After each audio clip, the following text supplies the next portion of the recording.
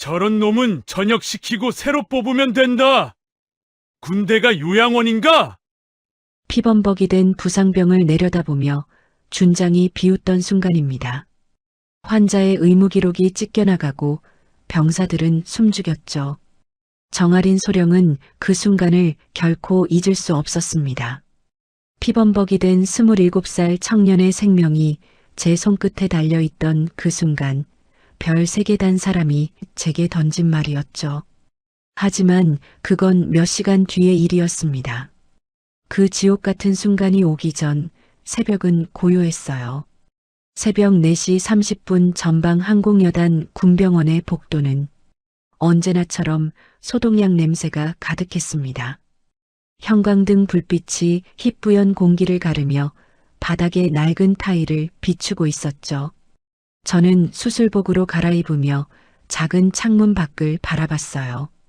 어둠 속에서 헬기들이 잠든 경납고가 희미하게 보였습니다. 소령님, 커피 드릴까요? 당직 간호사 이수진 중사가 종이컵을 건넸어요. 25살, 아직 눈빛이 맑은 아이였습니다. 고마워요, 수진이. 오늘 예정된 수술은 슬관절 내시경 하나요. 간단한 거라고 정형외과에서 넘겼대요. 간단한 수술.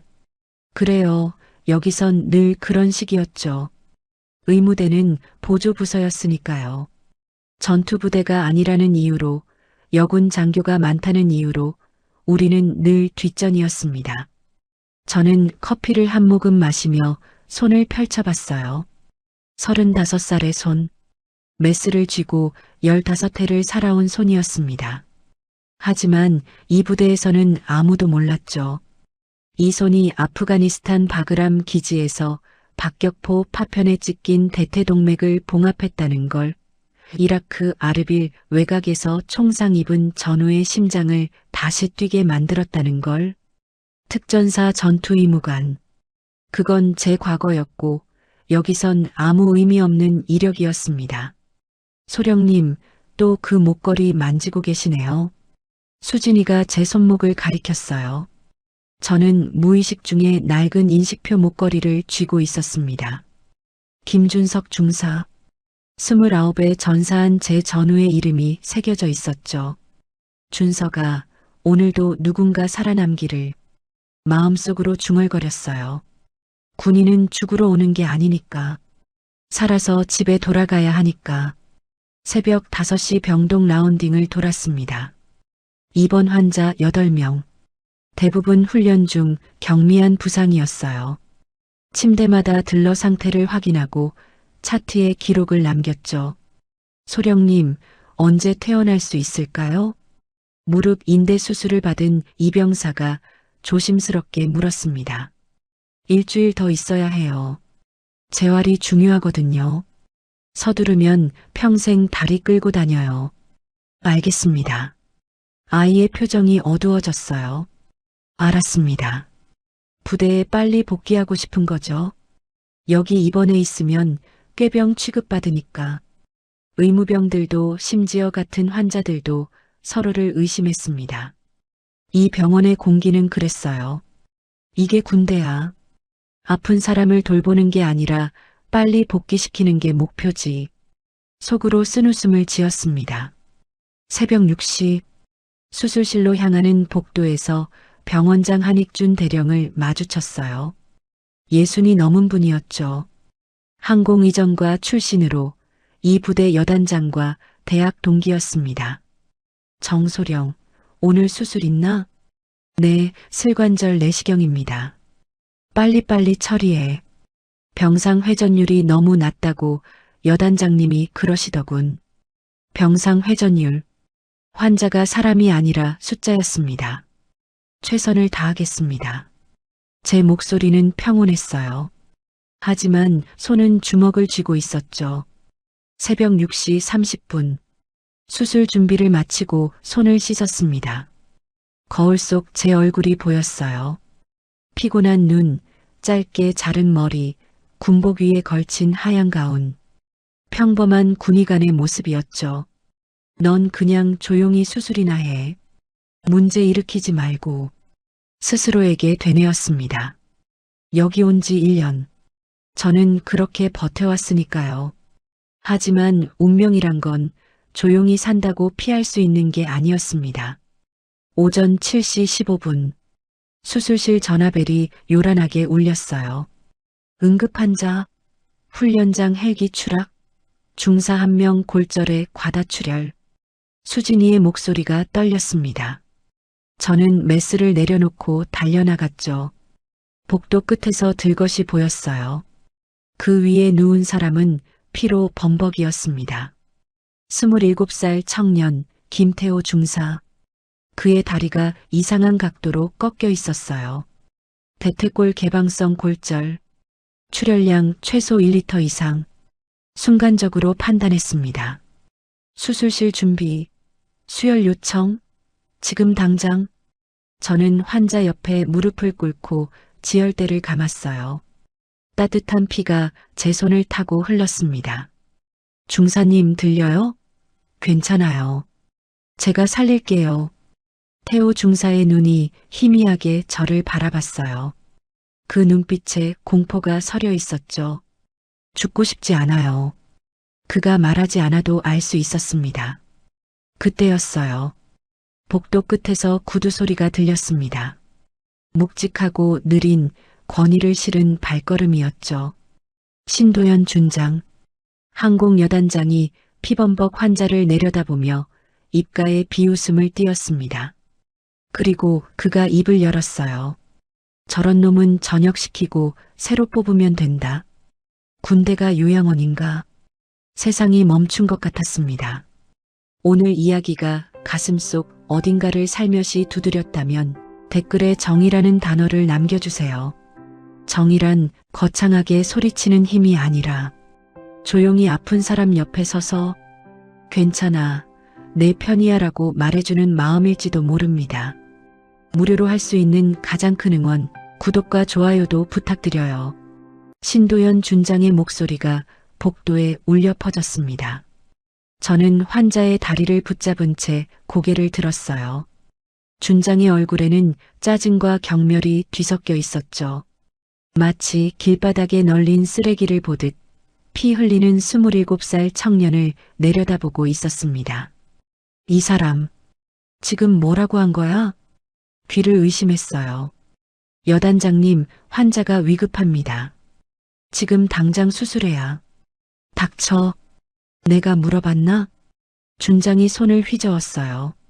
그 순간 옆에 서 있던 부관 김대위가 황급히 고개를 숙였습니다. 주변의 의무병들도 간호장교들도 모두 시선을 내리깔았죠. 아무도 입을 열지 않았어요. 저만 빼고요. 여단장님, 이 환자는 개방성 골절의 출혈이 심합니다. 1시간 안에 수술하지 않으면. 정아린 소령? 준장이 제 이름을 불렀어요. 천천히 한 음절 한 음절 씹듯이. 자네가 언제부터 나한테 명령을 했나? 군기가 말이 아니군. 명령이 아니라 의학적 판단입니다. 제 목소리가 떨렸습니다.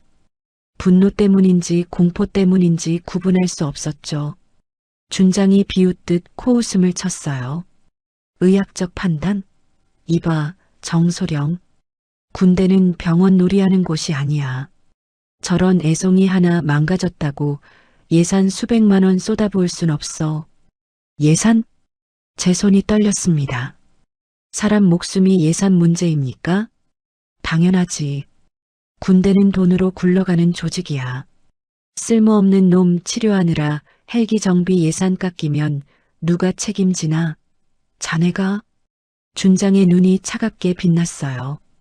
그는 진심이었습니다. 정말로 진심으로 그렇게 믿고 있었죠. 태호 중사가 희미하게 신음했어요.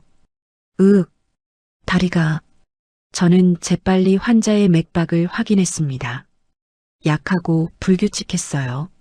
시간이 없었죠. 여단장님, 죄송하지만 환자를 먼저 수술실로 옮기겠습니다. 나중에 말씀드리게. 어디서 지랄이야? 준장이 고함을 질렀어요. 그리고는 성큼성큼 다가오더니 제가 쥐고 있던 의무기록지를 낚아챘습니다. 직! 종이가 찢어지는 소리가 복도에 울렸어요. 이런 쓸데없는 기록이나 쓰고 앉았으니 정신을 못 차리지. 불필요한 서류 작업으로 예산 낭비하는 거 모르나? 찢어진 기록지가 바닥에 흩어졌습니다. 환자의 혈압, 맥박, 출혈량이 적힌 종이 조각들이 피 묻은 바닥 위에 떨어졌죠. 저는 그 종이를 바라봤어요. 이게 지금 현실인가? 여단장님, 병원장 한익준 대령이 헐레벌떡 달려왔습니다. 아, 여단장님, 무슨 일이십니까? 한 대령, 자네 부하 교육 똑바로 안 시키나? 이게 무슨 버르장머리야? 죄송합니다. 제가 잘못 가르쳤습니다. 병원장이 90도로 허리를 숙였어요. 60이 넘은 대령이 저보다 20살은 많은 상급자가 별 앞에서 고개를 조아리고 있었습니다. 정소령, 어서 환자 수술실로 옮겨. 그리고 여단장님께 사과드려. 사과? 저는 병원장을 바라봤어요. 그의 눈에는 애원이 담겨 있었습니다. 제발 조용히 넘어가라. 그 눈빛이 말하고 있었죠. 사과는 무슨. 이런 애송이는 정신교육부터 다시 시켜야 해.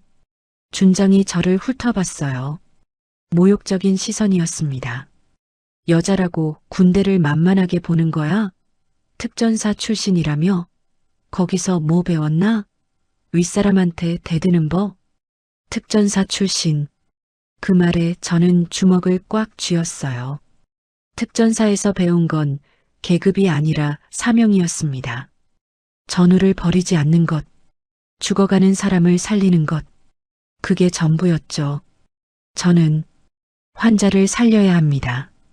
뭐, 이 사람은 군인입니다. 대한민국을 지키는 군인이고 저는 그를 치료할 의무가 있습니다. 제 목소리는 떨렸지만 단호했어요. 준장의 얼굴이 일그러졌습니다. 인연이 진짜. 그가 손을 들어 올렸어요. 순간 복도의 공기가 얼어붙었습니다. 의무병들이 숨을 죽였고 간호장교들이 뒤로 물러섰죠. 준장의 손이 제 얼굴을 향했습니다. 하지만 때리지는 않았어요. 대신 그는 비웃으며 손을 내렸습니다. 때릴 가치도 없군. 한대령, 이 여자 보직 재배치 검토해. 이런 식으로 군기문란하는 놈은 우리 부대에 필요 없어. 알겠습니다, 여단장님. 병원장의 목소리가 떨렸어요. 준장은 돌아서며 마지막으로 태호 중사를 내려다봤습니다. 저런 쓰레기 때문에 내 아침이 망쳤군. 빨리 치워. 그리고는 유유히 사라졌어요. 구두 소리만 복도에 메아리 쳤죠. 침묵이 흘렀습니다. 아무도 입을 열지 않았어요. 의무병들은 고개를 숙인 채 바닥만 바라봤고 간호장교들은 서로 눈도 마주치지 않았습니다. 정소령, 병원장이 낮게 속삭였어요. 알아서 해. 조용히. 그게 전부였습니다.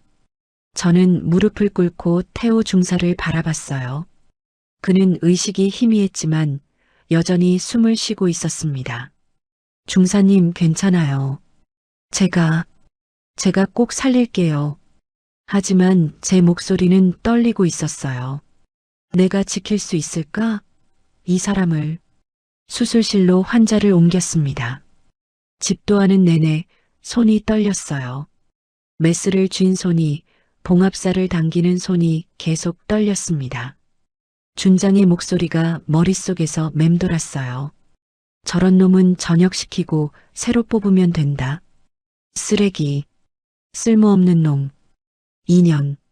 수술이 끝났을 때 저는 탈의실에 홀로 앉아 있었습니다. 거울 속 제 얼굴이 보였어요. 눈가가 붉었습니다. 하지만 울지는 않았죠. 울면 진다.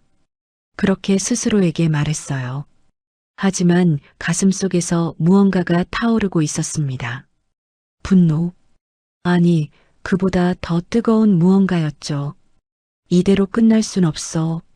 주먹을 꽉 쥐었어요. 이제 시작이었습니다. 수술이 끝난 건 오후 2시였습니다. 5시간. 태호 중사의 대퇴골을 맞추고 찢어진 근육을 봉합하고 손상된 혈관을 이어붙이는데 걸린 시간이었어요. 수술복을 벗었을 때 속옷까지 땀으로 흠뻑 젖어 있었습니다. 하지만 살렸어요. 최소한 생명은. 샤워를 하면서도 손이 떨렸습니다. 따뜻한 물줄기가 몸을 타고 흘렀지만 새벽의 차가운 공기가 아직도 피부에 남아있는 것 같았죠. 저런 놈은 전역시키고 새로 뽑으면 된다. 준장의 목소리가 귓가에 맴돌았어요. 지워지지 않았습니다. 보고해야 해. 수건으로 머리를 말리며 결심했어요. 이건 명백한 환자 학대였으니까. 군의관으로서, 아니 사람으로서 넘어갈 수 없는 선이었습니다. 오후 3시 병원장실 문을 두드렸어요. 들어오게. 한익준 대령이 책상에 앉아 서류를 보고 있었습니다. 제가 들어서자 안경 너머로 저를 바라봤죠. 정소령, 수술은 잘 끝났나? 네, 대령님. 그런데 보고 드릴 게 있습니다. 앉게. 병원장의 목소리가 무거웠어요. 이미 알고 있다는 투였습니다. 저는 의자에 앉아 또박또박 말했어요. 오늘 새벽 김태호 중사 응급처치 중 신도현 여단장님이 부적절한 발언을 하셨습니다. 환자를 쓰레기라고 칭하셨고 의무기록을 훼손하셨습니다. 병원장은 대답하지 않았어요. 그저 책상 위의 볼펜을 만지작거릴 뿐이었습니다. 이는 명백한 환자 인권 침해이며 군 의료윤리 위반입니다. 상급부대의 정식으로. 정소령. 병원장이 손을 들어 제 말을 끊었습니다. 오늘 일은 없었던 걸로 하게. 뭐라고? 귀를 의심했어요. 대령님, 지금 무슨 말씀을. 여단장님은 대학 선배야. 나보다 세 기수 위시지. 그분이 좀 성격이 급하신 건 사실이네만 아기는 없으셨을 거야. 아기가 없다고요? 제 목소리가 높아졌습니다. 환자를 쓰레기라 부르고 의무기록을 찢어버린 게 아기가 아니면 뭡니까? 병원장이 안경을 벗었어요. 갑자기 늙어 보였습니다. 60이 넘은 남자의 얼굴에 피곤함이 가득했죠. 정소령, 자네 군 생활 몇 년 했나? 15년입니다. 그럼 알겠지. 별하고 싸우면 어떻게 되는지. 별하고 싸우면. 대령님, 하지만 이건 옳지 않습니다. 옳고 그름이 중요한가? 여기는 군대야. 계급이 정이고 별이 법이지. 병원장이 한숨을 쉬었어요. 자네가 보고 올리면 여단장님은 가벼운 주의나 받으실 거야. 어쩌면 그것도 안 받으실지 모르지. 대신 자넨 어떻게 되겠나? 그건 보직 해임 최소한이야. 나쁘면 강제 전출. 더 나쁘면 명예제대 권고까지 갈 수도 있어. 자네 가족은? 부모님은 살아계시나? 갑자기 어머니 얼굴이 떠올랐어요. 70이 넘은 어머니. 딸이 군의관으로 일하는 걸 자랑스러워 하시던 분이었습니다. 대령님, 조용히 지나가게. 정소령. 제발. 병원장의 목소리에 애원이 섞여 있었어요. 나도 2년 뒤면 저녁이야. 그때까지 아무 탈 없이 마무리하고 싶네. 자네 때문에 내 인생까지 꼬이는 건 사양하겠어. 나 때문에? 가슴이 답답했습니다. 환자는요? 태호 중사는요? 그 사람은 앞으로 평생 다리를 절뚝거리며 살 수도 있습니다. 제대로 된 재활치료를 받아야 하는데 여단장님이 예산을 막으면 그건 그 친구 운이 나쁜 거지. 세상 모든 불운을 자네가 막을 순 없어. 병원장이 일어섰습니다. 이제 그만 나가게. 그리고 오늘 일 입 밖에 내지 말고. 명령이군. 저는 천천히 일어섰어요. 다리에 힘이 없었습니다. 복도로 나왔을 때 다리가 후들거렸어요. 벽에 기대어 숨을 고르는데 누군가 다가왔습니다. 소령님, 최민지 대위였어요. 29살 제 후임 군의장교였습니다. 그녀의 눈이 불안함으로 떨리고 있었죠. 민지야, 들었어요. 다 들었어요. 제가 복도에 있었거든요. 민지가 주위를 살피며 속삭였습니다. 소령님, 진짜 보고하실 거예요? 민지야, 넌 어떻게 생각해? 이게 옳은 일이라고 생각해? 민지가 입술을 깨물었어요. 옳지 않죠.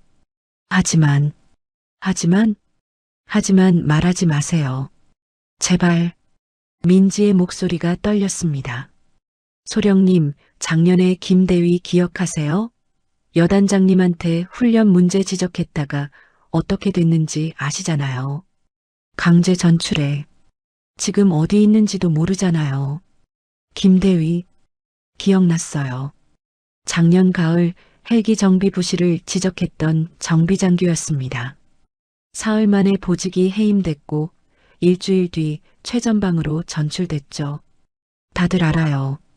여단장님한테 찍히면 끝이라는 거. 그래서 다들 입 다물고 사는 거예요. 민지가 눈물을 글썽였어요. 소령님도 제발 입 다물고 계세요. 저 소령님 잃고 싶지 않아요. 그날 밤 숙소로 돌아왔습니다. 샤워를 하고 침대에 누웠지만 잠이 오지 않았어요. 천장을 바라보며 눈을 감았습니다. 그때 떠올랐어요. 과거가 플래시백. 2019년 아프가니스탄 바그람 기지. 박격포 공격이 있었던 날이었어요. 저는 야전병원 텐트에서 수술 중이었죠. 갑자기 폭발음이 들렸고 텐트가 흔들렸습니다. 하리나, 준석이가, 선임 군의관이 소리쳤어요. 김준석 중사, 제 전우였습니다. 파편에 맞아 배에서 피가 쏟아지고 있었죠. 준석아, 버텨. 저는 응급 처치를 했어요. 지혈하고 수액 넣고 기도 확보하고. 하지만 출혈이 멈추지 않았습니다. 하리나, 미안해. 닥쳐. 말하지 마. 살아. 엄마한테 잘 살았다고 전해줘. 준석의 손이 차가워졌어요. 맥박이 사라졌습니다. 준석아, 김준석, 이 새끼야. 저는 심폐소생술을 했어요. 1시간 동안 손이 부러질 때까지. 하지만 준석은 돌아오지 않았습니다. 플래시백 끝. 눈을 떴을 때 베개가 젖어 있었어요. 또 울었구나. 손목을 만졌습니다. 준석의 인식표가 차갑게 닿았죠. 준석아, 나 또 도망치려고 해. 입술을 깨물었어요. 살리지 못해서 미안해. 준석아, 그때도 지금도 나는 누구도 지키지 못하는 것 같아. 핸드폰이 진동했습니다. 문자였어요. 발신인 태호 중사 어머니. 선생님, 우리 아들 살려주셔서 감사합니다. 내일 면회 가도 될까요? 손이 떨렸습니다. 어머니, 답장을 쓰려다 멈췄어요. 뭐라고 말해야 할까요? 아드님을 살렸지만 앞으로 제대로 걷지 못할 수도 있습니다. 그리고 저는 침묵하기로 했습니다. 라고 핸드폰을 던져버리고 싶었어요. 그때 또 문자가 왔습니다. 발신인 익명. 소령님 결정하셨습니까? 저희는 준비되어 있습니다. 더 이상은 못 참겠습니다. 심장이 쿵쾅거렸어요. 누구지? 의무병? 간호사? 아니면 손가락이 떨렸습니다. 답장 버튼 위에서 맴돌았죠. 한 글자만 보내면 되는데. 네. 단 한 글자. 하지만 그 한 글자가 제 인생을 끝낼 수도 있었습니다. 어떡하지?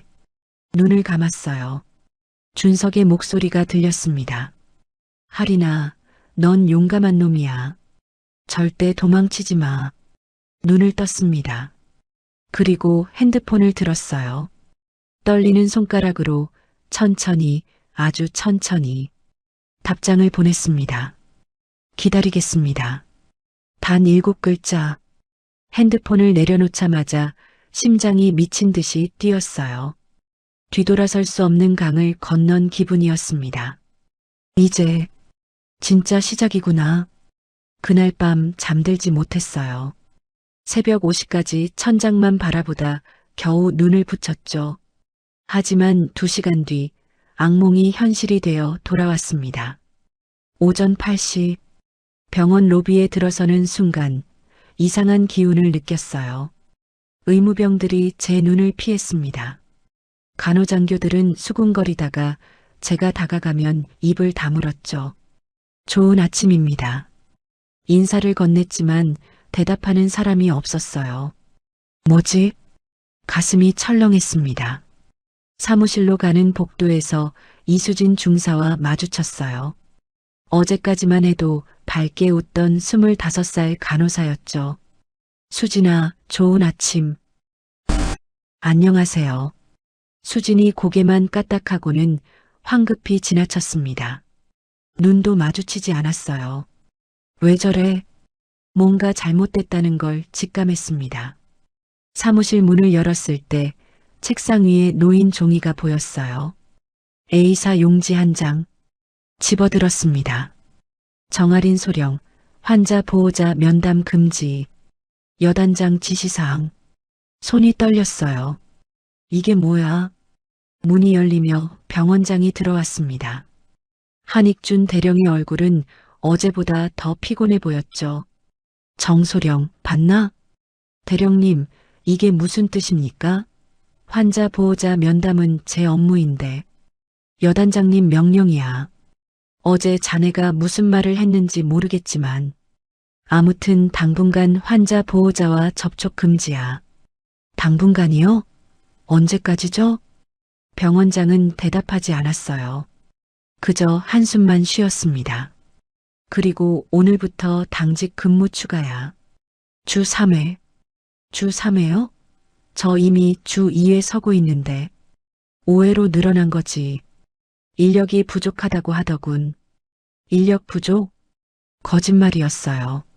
우리 부대 군의관은 5명이었고 당직은 공평하게 돌아가고 있었습니다. 대령님, 이건 부당한 처우입니다. 부당? 명령이야, 정소령. 병원장이 돌아서며 마지막으로 던진 말. 순응하는 법을 배우게. 빨리. 문이 닫혔어요. 혼자 남았습니다. 오전 10시. 회진을 돌았어요. 태호 중사의 병실로 갔습니다. 침대에 누운 그는 아직 수술 후 회복 중이었죠. 다리는 깁스로 고정되어 있었고 얼굴은 창백했어요. 중사님, 상태는 어때요? 소령님, 태호가 힘없이 웃었습니다. 다리, 다시 걸을 수 있을까요? 당연하죠. 재활치료 잘 받으면. 소령님, 태호가 제 손을 잡았어요. 차가운 손이었습니다. 어젯밤에 여단장님이 오셨어요. 뭐? 심장이 멎는 것 같았어요. 뭐라고 하셨는데요? 태호의 눈에 두려움이 서렸습니다. 저보고 소령님한테 치료 안 받겠다고 하래요. 그래야 재활치료비 지원해준대요. 뭐라고요? 목소리가 커졌습니다. 주변 환자들이 놀라 쳐다봤죠. 죄송합니다, 소령님. 저도 어쩔 수가 없어요. 부모님이 노인이시고 제가 장남이라. 태호가 고개를 떨궜어요. 제발 이해해 주세요. 이해? 가슴이 무너졌습니다. 환자까지 인질로 잡다니. 복도로 나왔을 때 다리에 힘이 없었어요.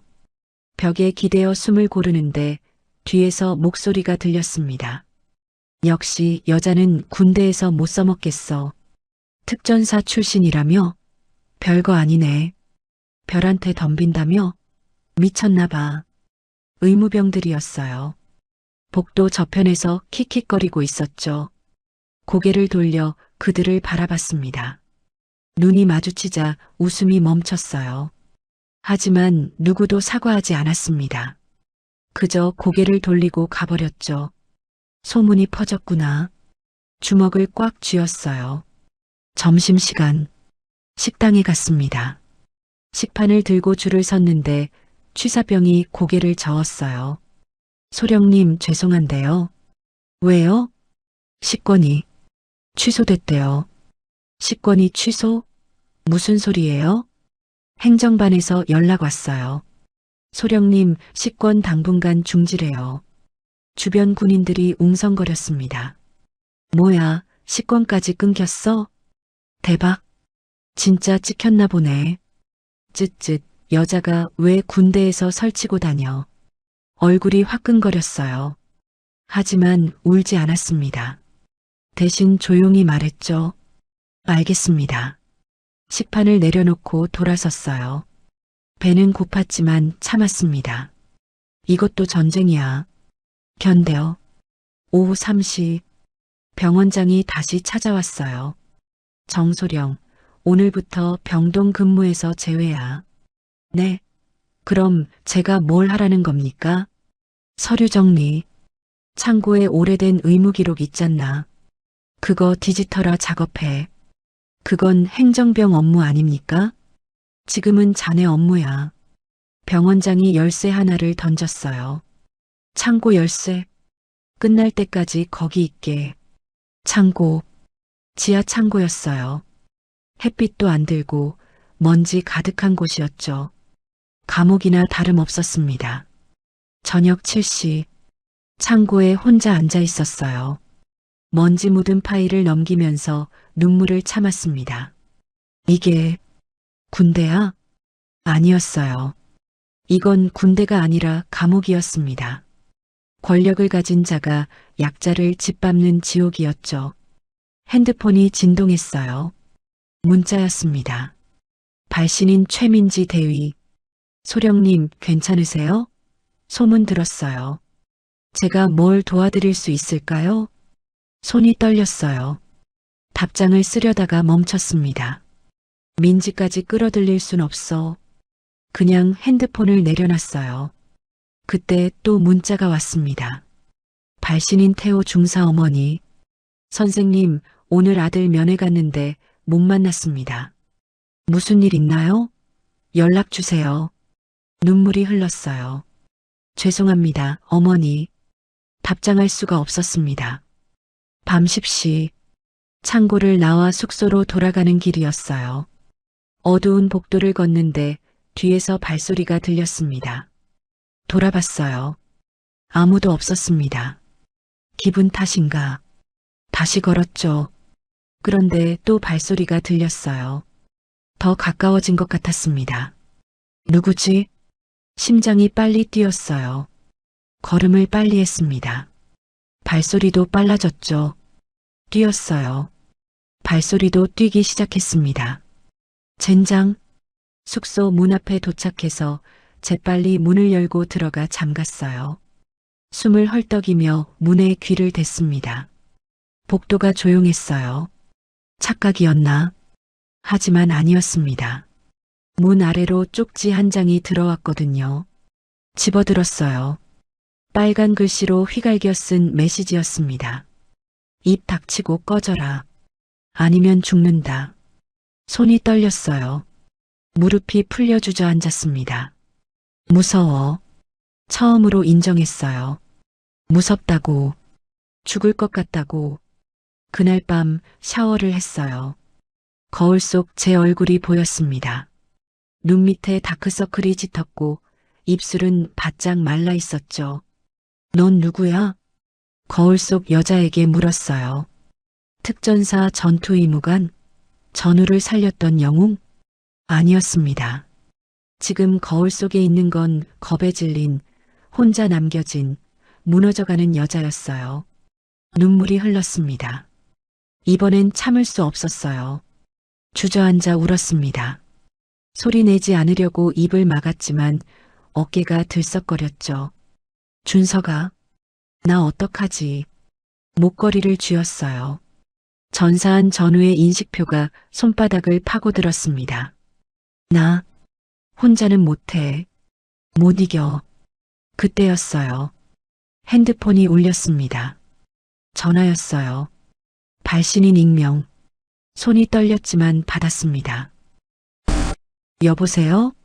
목소리가 들렸어요. 남자 목소리였습니다. 낮고 차분하고 어딘가 익숙한 목소리였죠. 하리나. 심장이 멎었어요. 이 목소리.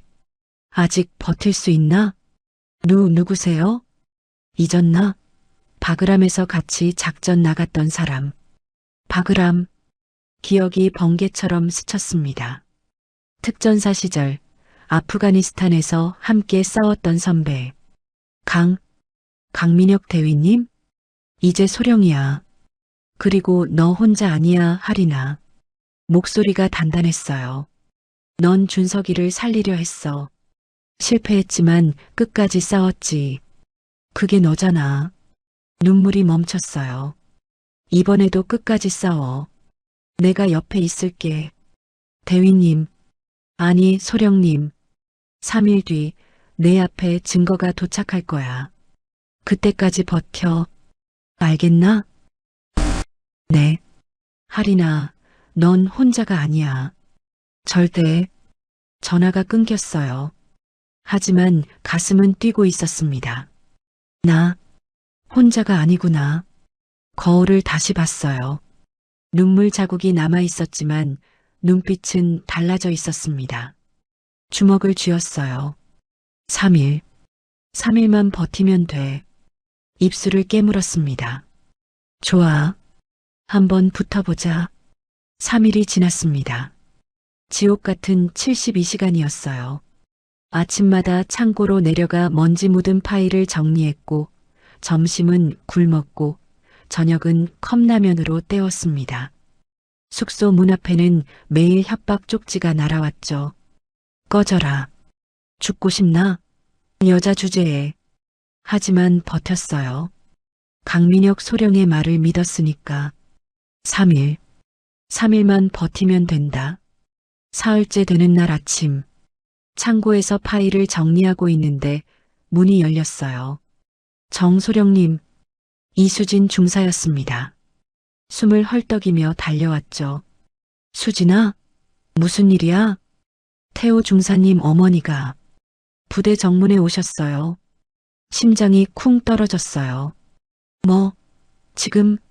네. 면회 신청하셨는데 병원장님이 거부하셨대요. 그런데 어머님이 안 돌아가시고 계속 기다리신대요. 어머니가 정문으로 달려갔습니다. 멀리서 보였어요. 작은 체구의 여인이 초소 앞에 서 있었습니다. 태호 중사의 어머니 김순자 씨, 58살. 낡은 점퍼를 입고 손에는 김밥 도시락을 들고 계셨어요. 어머니. 제가 다가가자 어머니가 고개를 들었습니다. 얼굴에 눈물 자국이 선명했어요. 선생님. 선생님이시죠? 우리 태호 살려주신. 네, 어머니. 정아린입니다. 어머니가 제 손을 잡았어요. 거칠고 차가운 손이었습니다. 평생 고생하신 손이었죠. 고맙습니다. 정말 고맙습니다. 어머니가 울먹이셨어요. 어머니, 왜 이렇게까지. 면회는 안 되신다고 말씀드렸잖아요.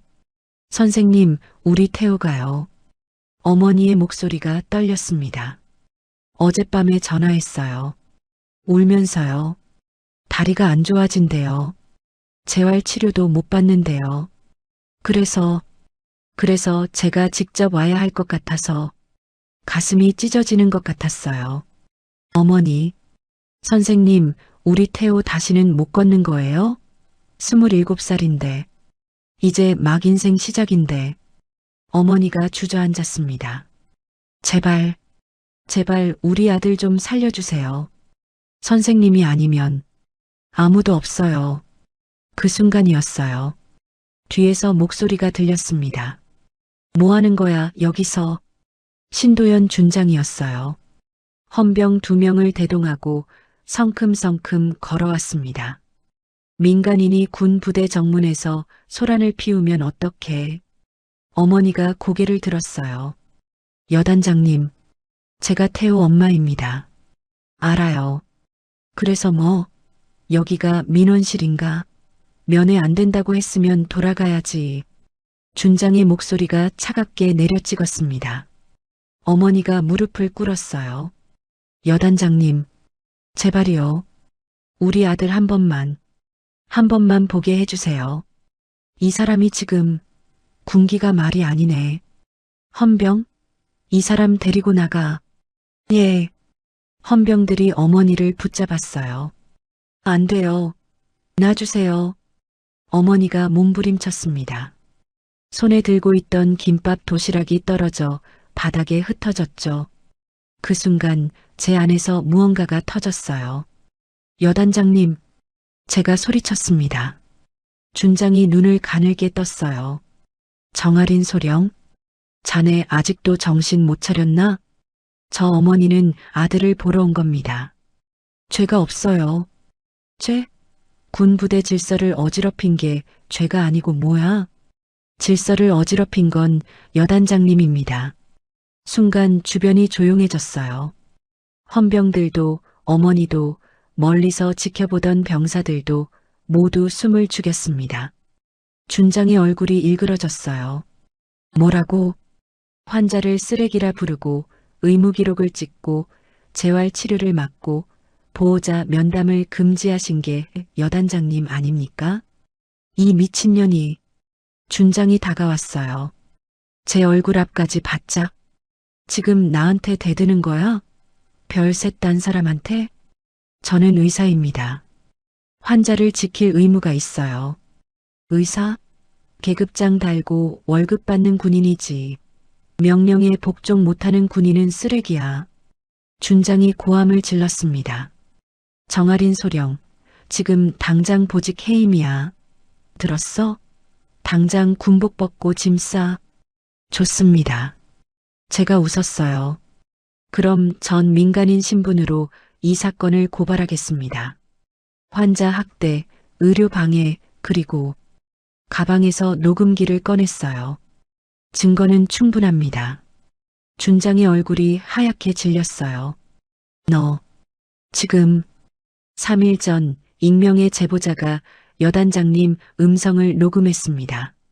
저런 놈은 전역시키고 새로 뽑으면 된다는 말씀 기억하시죠? 준장이 뒤로 물러섰어요. 감히 나를. 그리고 이건 또 다른 봉투를 꺼냈습니다. 태호 중사 헬멧에 부착된 블랙박스 영상입니다. 훈련 중 헬기 추락 장면이 고스란히 담겨 있죠. 여단장님이 승인하신 정비부실 헬기였습니다. 준장의 입이 벌어졌어요. 이게 어디서? 그때였어요. 정문 밖에서 차 한 대가 들어왔습니다. 검은색 세단. 국방부 마크가 붙어 있었죠. 차에서 내린 사람. 군복을 입은 남자였어요. 어깨에 별 하나. 강민혁 소령이었습니다. 신도연 준장. 민혁 소령의 목소리가 차갑게 울렸어요. 국방부 감찰관실에서 나왔습니다. 동행하시죠. 준장의 얼굴이 새하얘졌어요. 뭐야, 이게 무슨. 환자 학대, 의료 방해, 예산 횡령 혐의로 조사받으실 겁니다. 민혁 소령이 서류를 내밀었어요. 그리고 이건 김태호 중사 헬기 추락 사고에 대한 조사 영장입니다. 여단장님이 승인하신 정비 기록, 예산 집행 내역 전부 확인하겠습니다. 준장이 비틀거렸어요. 이럴 수가. 헌병들이 다가와 준장의 양팔을 잡았습니다. 내가 누군 줄 알아. 별셋이야. 별셋. 별도 법 앞에선 의미 없습니다. 민혁 소령이 차갑게 말했어요.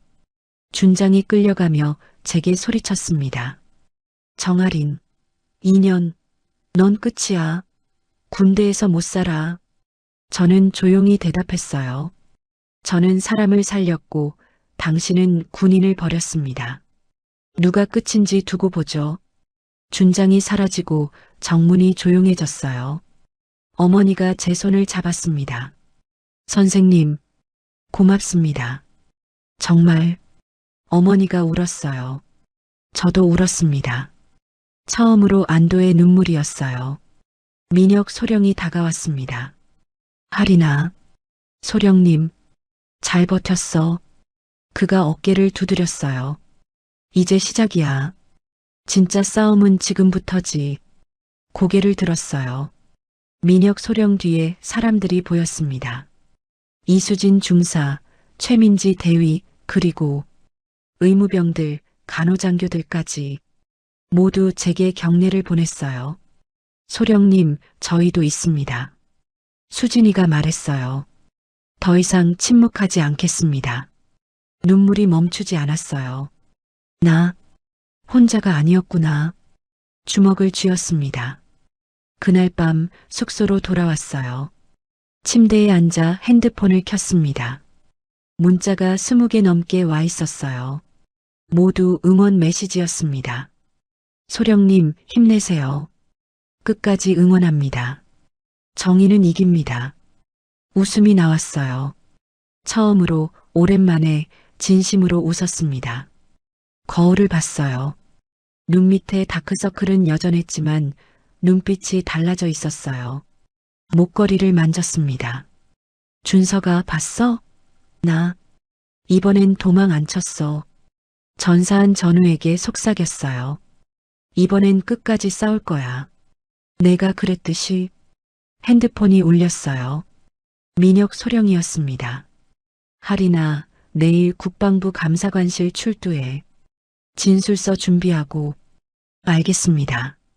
그리고 하리나. 네. 이제부터가 진짜야. 준장만 끝이 아니야. 그 위에 더 있어. 각오해. 전화가 끊어졌어요. 심장이 뛰었습니다. 더 있다고? 하지만 두렵지 않았어요. 이제는 혼자가 아니니까. 주먹을 쥐었습니다. 좋아. 누가 있든 다 끌어내리겠어. 창밖을 바라봤어요. 새벽이 밝아오고 있었습니다. 긴 밤이 끝나고 새로운 날이 시작되고 있었죠. 하지만 전쟁은 이제 시작이었습니다. 국방부 감사관실. 차가운 형광등 아래 긴 테이블 앞에 앉았습니다. 민혁 소령이 옆에 있었지만 긴장은 풀리지 않았어요. 맞은편에 앉은 감사관 3명이 날카로운 눈빛으로 저를 바라봤습니다. 정아린 소령, 진술 시작하겠습니다. 고개를 끄덕였어요. 신도연 준장이 환자에게 한 발언 정확히 기억하십니까? 네. 저런 놈은 전역시키고 새로 뽑으면 된다. 군대가 요양원인가? 정확히 이렇게 말했습니다. 감사관이 고개를 끄덕이며 기록했어요. 녹음 파일과 일치하는군요. 그리고 헬기 블랙박스 영상은 훈련 중 추락 장면이 담겨 있습니다. 정비 미흡으로 인한 기체 결함이 명확히 그때였어요. 회의실 문이 벌컥 열렸습니다. 들어온 사람, 별넷, 중장이었어요. 잠깐, 낮고 무거운 목소리가 실내를 채웠습니다. 민혁 소령의 얼굴이 굳었어요. 최원석 중장님, 중장, 심장이 쿵 떨어졌습니다. 최원석 중장, 국방부 인사참모부장, 신도연 준장의 육사 동기였죠. 중장이 테이블 앞에 섰어요. 감사관, 잠깐 자리 좀 비켜주시겠소? 하지만 중장님, 지금 조사 중입니다. 명령이요. 감사관들이 일어섰어요. 어쩔 수 없다는 표정으로 밖으로 나갔죠. 회의실에 저와 민혁 소령, 그리고 중장만 남았습니다. 중장이 천천히 제 앞에 앉았어요. 정아린 소령? 예. 자네 지금 뭐 하는 건가? 목소리가 차갑게 얼어붙어 있었어요. 신도연 준장의 비위 사실을 보고드리는 중입니다. 비위? 하하. 중장이 비웃었어요. 자네 신 준장이 누군지 아나? 육사 28기 수석 졸업에 전투비행단장 지낸 분이야. 국방부가 키운 인재지. 그래도 잘못은 잘못입니다. 잘못? 이봐, 정소령. 중장이 몸을 앞으로 기울였어요. 자네가 지금 한 사람 인생 끝장내려는 거 알아? 준장 한 명 떨어지면 그 밑에 몇 명이 같이 떨어지는지 아나? 그건 모르겠지. 젊은 것들은 다 그래.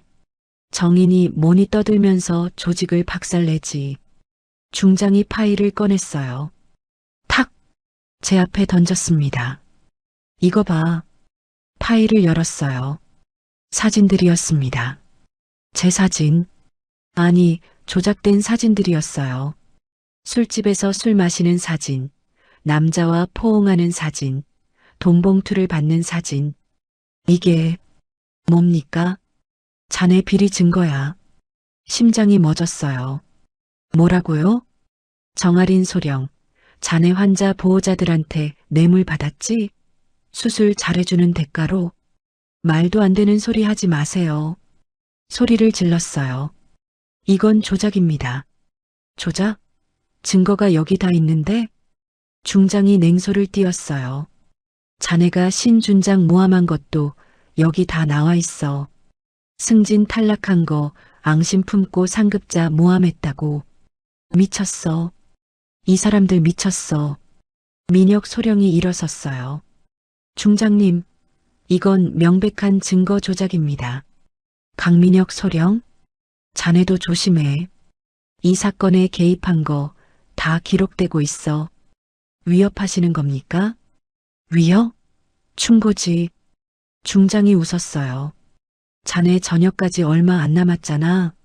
2년? 깨끗하게 나가고 싶지 않나? 민혁 소령의 주먹이 떨렸어요. 비겁하십니다. 비겁? 이게 현실이야, 소령. 중장이 일어서며 제게 마지막으로 말했어요. 정아린 소령, 자네한테 24시간 준다. 뭘? 24시간이요? 신준장에게 사과하고 고소 취하해. 그럼 이 증거들은 없던 일로 해주지. 만약 안 하면요? 중장의 눈이 차갑게 빛났어요. 자네 부모님 부산에 사시지? 어머니 당뇨 있으시고 아버지 심장 안 좋으시다며? 온몸이 얼어붙었어요. 감히 우리 부모님을 감히 하하 자네가 감히 별 넷한테 덤빈 거 아닌가? 중장이 문을 열며 돌아봤어요. 24시간. 잘 생각해. 문이 닫혔습니다. 혼자 남았어요. 민혁 소령도 감사관들 만나러 나갔고 회의실엔 저만 덩그러니 남아 있었죠. 손이 떨렸어요. 조작된 사진들이 테이블 위에 흩어져 있었습니다. 이게 군대야? 아니, 이건 조직 폭력배였어요. 핸드폰을 꺼냈습니다. 엄마한테 전화를 걸었어요. 여보세요? 하리나? 엄마의 목소리가 들렸어요. 따뜻하고 다정한 목소리였죠. 엄마, 왜? 무슨 일 있어? 목소리가 왜 그래? 눈물이 났어요. 아니야. 그냥 목소리 듣고 싶어서. 이엔, 갑자기 왜 이래? 아프니? 아니야. 괜찮아. 엄마 아빠 건강하시지? 그럼 우리 딸 걱정 말고 잘 있어. 군대 생활 힘들지? 응, 조금. 그래도 우리 할인이 잘하고 있잖아. 엄마 아빠 자랑이야. 자랑이라는 말에 가슴이 무너졌어요. 엄마, 미안해. 나 때문에. 엄마 사랑해. 어머, 이엔 오늘 왜 이래? 감기 걸렸니? 약 먹어야 해. 웃음이 나왔어요. 눈물과 함께. 알았어. 끊을게. 그래, 몸조리 잘해. 전화가 끊어졌어요. 핸드폰을 내려놨습니다. 조작된 사진을 다시 봤어요. 포기하면 부모님은 안전해. 포기하면 나도 살 수 있어. 하지만 태호 중사의 얼굴이 떠올랐어요. 어머니가 무릎 꿇던 모습이 보였습니다. 준석이 죽어가던 순간이 스쳤죠. 안 돼. 혼잣말이 흘러나왔어요. 이번엔 안 도망쳐. 그날 밤 숙소로 돌아왔어요. 문을 여는 순간 심장이 멎었습니다. 방이 난장판이었어요. 옷장이 엉망으로 열려 있고 서랍은 뒤집혀 있고 침대 시트는 찢겨 있었죠. 벽에 붉은 페인트로 글씨가 써 있었어요. 죽고 싶나? 다리에 힘이 풀렸어요. 주저앉았습니다. 무서워. 처음으로 인정했어요. 정말로 진심으로 무서웠습니다. 핸드폰이 울렸어요. 문자였어요. 발신인 익명. 내일 아침 9시까지 사과문 제출 안 하면 내 부모님 병원에서 사고 날 거야. 조심해라. 손이 떨렸어요. 핸드폰을 떨어뜨렸습니다. 바닥에 주저앉아 울었어요. 어떡하지? 어떡해? 문이 열렸어요. 민혁 소령이었습니다. 하리나. 그가 달려와 저를 일으켰어요. 괜찮아? 소령님. 알아. 다 알아. 민혁 소령이 어깨를 잡았어요. 하리나, 포기하고 싶지? 고개를 끄덕였어요. 네. 포기해도 돼. 뭐? 고개를 들었어요. 민혁 소령이 쓴웃음을 지었습니다. 이건 내가 혼자 감당할 싸움이 아니야. 중장까지 개입했어. 우린 이길 수 없어. 그럼 사과해. 고소 취하해. 그리고 살아남아. 민혁 소령의 목소리가 떨렸어요. 준석이처럼. 죽지는 마. 제발. 눈물이 흘렀어요. 준석이 목걸이를 만졌습니다. 전사한 전우의 인식표가 차갑게 손에 닿았죠. 소령님, 미안해, 하리나. 내가 지켜주지 못해서. 민혁 소령도 울고 있었어요. 그날 밤 잠들지 못했어요. 새벽 4시, 침대에 앉아 사과문을 쓰기 시작했습니다. 저 정아리는 신도연 준장님께 누명을 씌운 것을 깊이 반성하며 펜을 쥔 손이 떨렸어요. 눈물이 종이에 떨어졌습니다. 미안해. 태호야. 어머니. 미안해. 준석아. 나 결국 도망쳤어. 펜을 놓으려는 순간 핸드폰이 울렸어요. 새벽 4시에 온 문자. 발신인 태호 중사. 내용은 단 한 줄이었어요. 소령님, 저 오늘 첫걸음 걸었어요. 소령님 믿고 재활했어요. 감사합니다. 펜이 떨어졌어요. 사진이 첨부되어 있었습니다. 태호 중사가 목발을 짚고 서 있는 사진이었죠. 활짝 웃고 있었어요. 소령님 덕분에 살았어요. 가슴이 무너졌습니다. 그리고 동시에 무언가가 다시 타올랐어요. 안 돼. 사과문을 찢었습니다. 이번엔 끝까지 싸운다. 주먹을 쥐었어요. 죽더라도 창밖을 봤습니다. 동이 트고 있었어요. 마지막 전쟁의 아침이 밝아오고 있었습니다. 새벽 6시 국방부 앞에 섰습니다. 손에 든 건 사과문이 아니었어요. 추가 고발장이었습니다. 민혁 소령이 옆에 있었어요. 하리나, 정말 괜찮아? 아니요. 무서워 죽겠어요. 솔직하게 말했어요. 하지만 안 할 수가 없어요.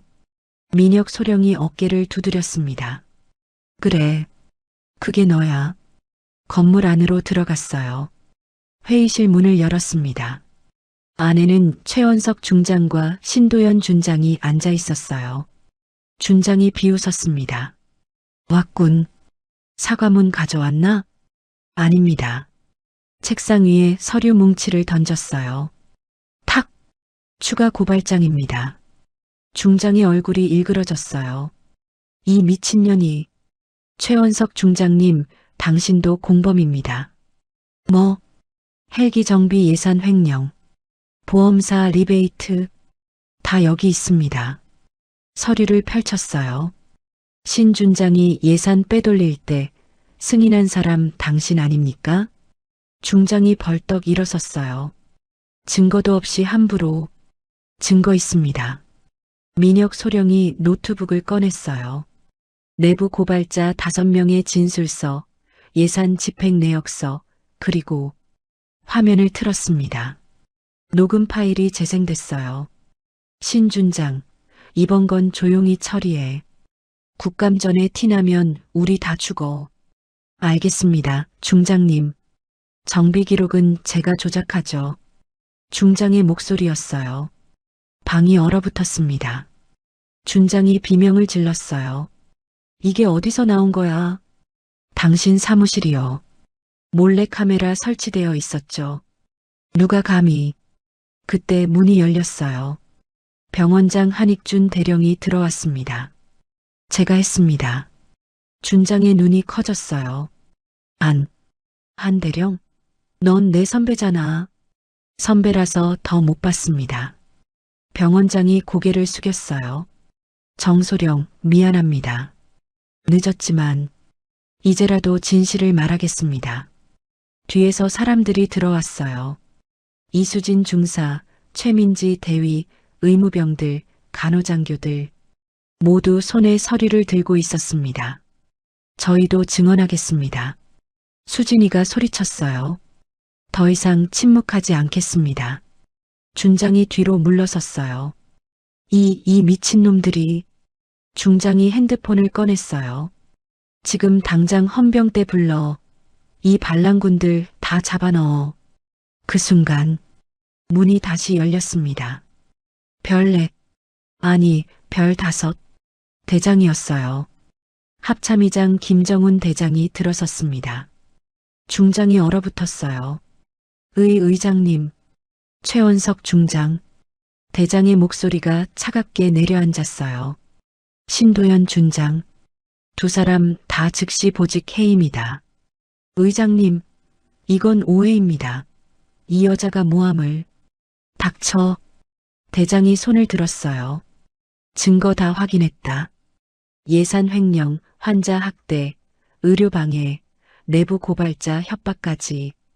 대장이 서류를 내려놨어요. 군인의 명예를 더럽힌 죄. 용서 못한다. 헌병들이 들어왔어요. 중장과 준장을 향해 수갑을 꺼냈습니다. 안 돼. 난 별 4이야. 별 4. 중장이 발악했어요. 별도 죄인 앞에선 휴지 조각이다. 대장이 차갑게 말했어요. 찰칵. 수갑이 채워졌습니다. 준장이 끌려가며 제게 소리쳤어요. 정아린, 2년. 넌 군대에서 끝이야. 끝. 저는 조용히 대답했어요. 끝난 건 당신입니다. 문이 닫히고 조용해졌어요. 대장이 제게 다가왔습니다. 정아린 소령? 예. 차렷 자세로 섰어요. 대장이 격려했습니다. 수고했네. 눈물이 났어요.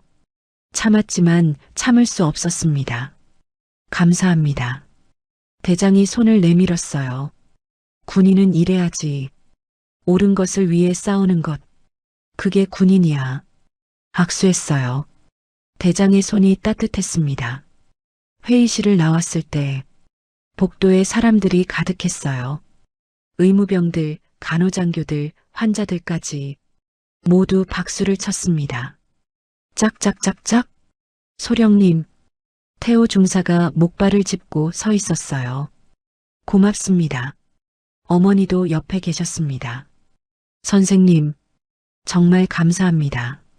눈물이 멈추지 않았어요. 수진이가 달려와 안겼어요. 소령님, 해냈어요. 민지도 병원장도 모두 웃고 있었습니다. 민혁 소령이 제 어깨를 두드렸어요. 하리나 잘했어. 소령님, 준석이도 자랑스러워할 거야. 목걸이를 만졌어요. 전사한 전우의 인식표가 따뜻하게 느껴졌습니다. 준석아, 맞지? 나 이번엔 도망 안 쳤어. 그날 저녁 부대 식당에 갔어요. 취사병이 환하게 웃으며 밥을 퍼줬습니다. 소령님, 오늘 특식입니다. 고마워요. 식판을 들고 자리에 앉았어요. 혼자가 아니었습니다. 수진이, 민지, 의무병들이 함께 앉았죠. 소령님, 건배.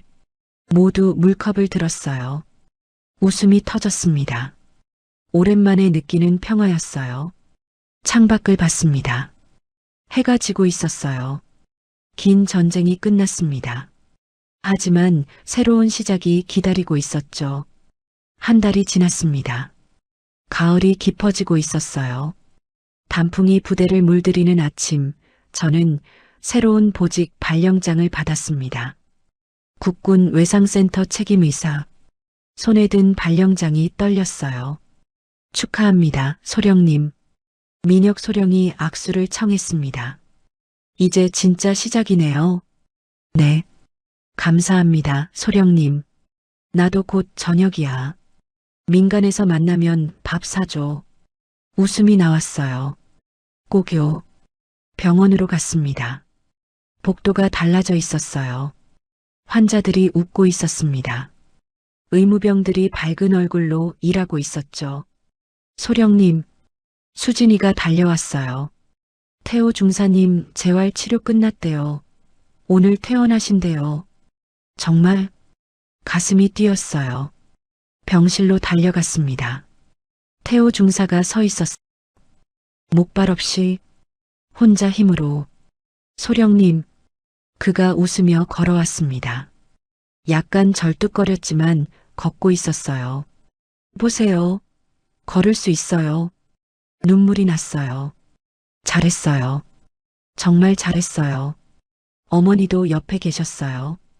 선생님, 우리 아들 살려주셔서 평생 은혜 못 잊겠습니다. 어머니가 절을 하려 했어요. 황급히 붙잡았습니다. 아닙니다, 어머니. 제가 해야 할 일을 했을 뿐이에요. 아니에요. 선생님은 영웅이세요. 영웅. 고개를 저었어요.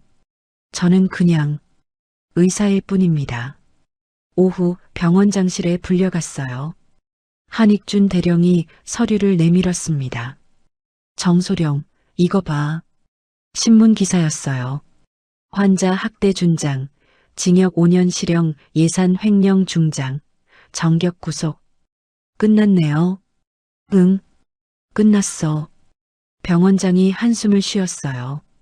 자네 덕분에 군대가 조금은 나아졌어. 고맙네. 대령님도 용기 내주셔서 감사합니다. 병원장이 쓴웃음을 지었어요. 용기? 난 겁쟁이였지. 자네가 먼저 나서지 않았으면 난 계속 침묵했을 거야. 그래도 결국 함께 싸워주셨잖아요. 그래. 늦었지만. 저녁 숙소로 돌아왔어요. 침대에 앉아 목걸이를 꺼냈습니다. 준석의 인식표. 준석아. 속삭였어요. 끝났어. 이번엔 아무도 죽지 않았어. 눈물이 흘렀어요. 하지만 슬픈 눈물은 아니었습니다. 너도 자랑스러워하겠지? 인식표를 입술에 가져다 댔어요. 미안해. 늦게라도 지켜서. 미안해. 창밖을 봤습니다. 별이 보였어요. 준석이 있는 곳에서 보내는 빛 같았죠. 핸드폰이 울렸어요. 문자였습니다. 발신인 태호 중사. 소령님, 저 다음 주에 복직합니다. 다시 하늘 날 수 있대요. 소령님이 살려주신 인생 헛되이 안 살겠습니다. 감사합니다. 웃음이 나왔어요. 살렸구나. 정말로. 며칠 뒤 부대 식당에서 밥을 먹고 있었어요. 취사병이 다가왔습니다. 소령님, 오늘 메뉴 특별히 드리겠습니다. 고마워요. 아닙니다. 소령님 덕분에 여기가 사람 사는 곳이 됐어요. 주변 병사들이 고개를 끄덕였어요. 맞아요. 소령님 최고. 얼굴이 뜨거워졌어요. 과찬이에요. 저는 자리에 앉으며 중얼거렸습니다. 그냥 해야 할 일을 했을 뿐인데. 식사 후 병원 옥상으로 올라갔어요. 바람이 시원했습니다. 멀리 헬기들이 날아오르는 게 보였죠. 태호 중사도 곧 저기 있겠죠. 소령님, 뒤돌아봤어요. 민지였어요. 민지야. 소령님, 저 말씀드릴 게 있어요. 뭔데? 민지가 웃었어요. 저도 용기 냈어요. 부당한 일 보면 이제 침묵 안 할게요. 민지야. 소령님이 보여주셨잖아요. 혼자서도 싸울 수 있다는 거. 고개를 저었어요. 아니야, 민지야. 난 혼자가 아니었어. 네, 너희가 있었잖아. 수진이도, 병원장님도, 민혁 소령님도 모두가 함께 싸워줬어. 민지의 눈에 눈물이 맺혔어요. 감사합니다, 소령님. 해가 지고 있었어요. 붉은 노을이 부대를 물들이고 있었죠. 핸드폰을 꺼내 마지막 문자를 썼습니다. 수신인 엄마. 엄마, 나 괜찮아. 힘든 일 있었는데 다 해결했어. 걱정 마. 사랑해. 전송. 그리고 목걸이를 다시 목에 걸었어요. 준서가, 이제 나 괜찮아. 넌 편히 쉬어. 바람이 불었습니다. 마치 대답하는 것 같았어요. 다음 날 아침, 새로운 응급 환자가 들어왔어요. 훈련 중 부상당한 이등병이었습니다. 소령님, 응급. 달려갔어요. 환자를 보는 순간 익숙한 광경이었죠. 피, 공포, 고통. 하지만 이제는 달랐습니다. 괜찮아요. 제가 살릴게요. 환자의 손을 잡았어요. 여긴 사람을 살리는 곳이니까. 수술이 끝나고 탈의실에 섰어요. 거울을 봤습니다. 피곤한 얼굴이었지만 눈빛은 살아있었어요. 정아린, 스스로에게 말했습니다. 잘했어. 앞으로도 잘할 거야. 미소가 번졌어요. 복도를 걸으며 생각했어요. 이 싸움이 끝난 건 아니라는 걸. 어디선가 또 부당한 일이 일어나고 있을 거예요. 하지만 이제는 알아요. 혼자가 아니라는 걸. 용기를 내면 누군가 함께 서준다는 걸. 창밖을 봤습니다. 해가 떠오르고 있었어요. 새로운 날이 시작되고 있었죠. 마지막 내레이션. 용기는 고독에서 시작되지만 정의는 결코 혼자 서지 않습니다. 누군가는 먼저 일어서야 합니다. 그래야 다른 사람들도 일어설 수 있으니까. 저는 오늘도 이곳에 섭니다. 환자를 살리고 진실을 지키고 정의를 위해. 왜냐하면 여기는 사람이 사람을 지키는 곳이니까. 오늘 이야기 어떠셨나요? 부당한 현실 앞에서 당신은 침묵을 선택하시겠습니까? 아니면 혼자라도 일어서시겠습니까? 정아린 소령은 혼자였지만 먼저 일어섰고 그 용기가 침묵하던 수십 명을 깨웠고 부패한 권력을 무너뜨렸습니다. 세상을 바꾸는 건 거대한 힘이 아니라 먼저 일어서는 단 한 사람의 용기입니다. 세상은 묻습니다. 다음번엔 당신이 먼저 일어서시겠습니까? 끝까지 시청해주셔서 감사합니다. 인생은 옆집 사연이었습니다.